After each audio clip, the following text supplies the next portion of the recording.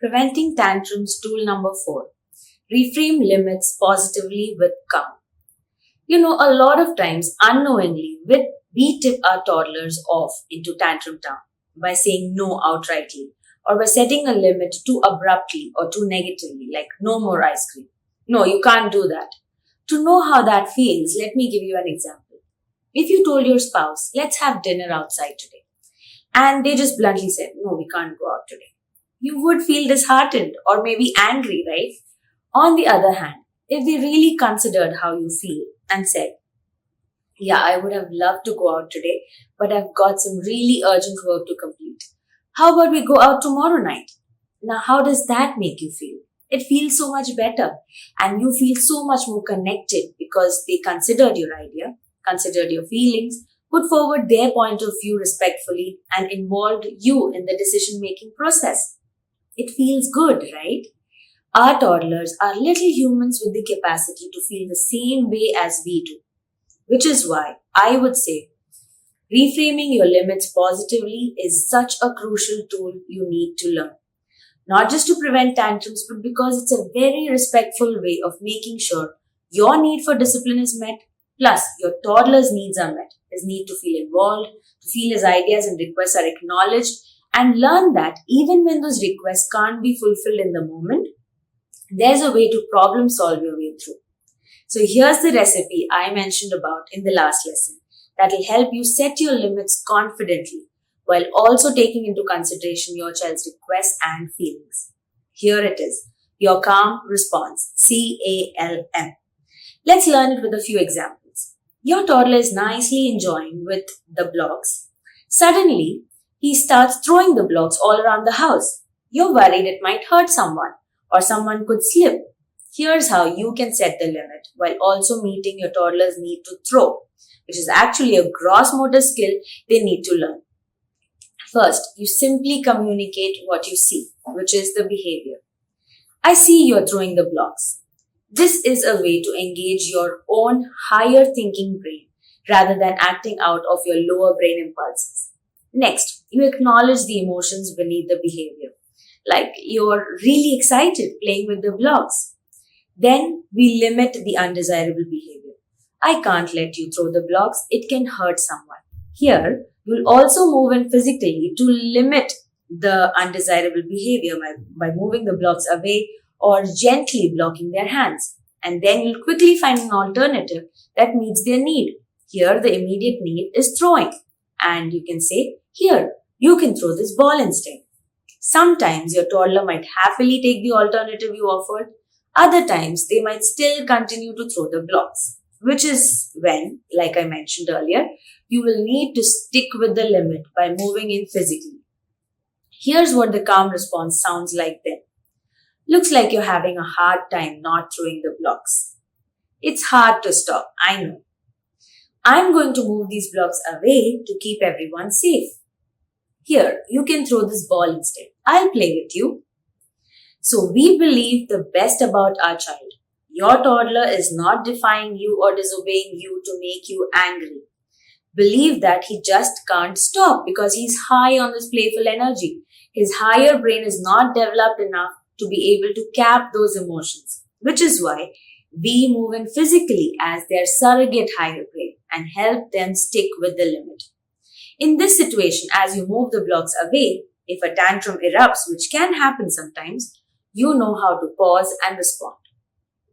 Let's look at another example of a calm response. It's time to leave the park and your toddler is pleading and negotiating for 5 more minutes. Here's how you respond with calm. I see you don't want to leave the park. I know you're having so much fun. Sometimes it's really hard to stop playing. It's okay to be upset. We need to go home now. We'll come back tomorrow. Which one do you want to play first tomorrow? Or I could say we need to go home now, which is the last thing you want to do. Or I could say we need to go home now. Do you want to run to the car or jump your way? Let's see who can get to the car first. There's a bunch of ways to meet your toddler's need for play in that moment using the tools you learn in this module. A key point to remember and be mindful of is your tone. Your tone must be warm enough to communicate your empathy and firm enough to communicate your confidence. This is what your little player needs.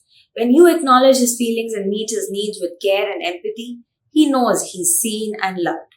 As a calm, confident coach, when you set the limit with calm confidence, he knows he's in the safe hands of a person who understands and knows what is best. Here's few other nitty-gritties that I want you to note as you practice calm responses. Number one, avoid you, say I. Instead of you can't do this, say I can't let you. You can't do this sounds too overpowering and restrictive, which will invite your toddler to resist and test who's the boss. On the other hand, saying I can't let you do X, you can do Y instead sounds more empathetic and empowering, doesn't it? Similarly, instead of you need to, say I need you to. You need to sounds like a command or demand, while I need you to is a more respectful way of putting forth your needs. Number two, swallow the buts. Just give a pause instead. When you acknowledge their emotions, you will be tempted to add a but, like, I know you're angry because I said no, but I can't let you. But just says you didn't mean anything that you said before that but. Imagine your spouse telling you, I love you, but that doesn't feel right, does it?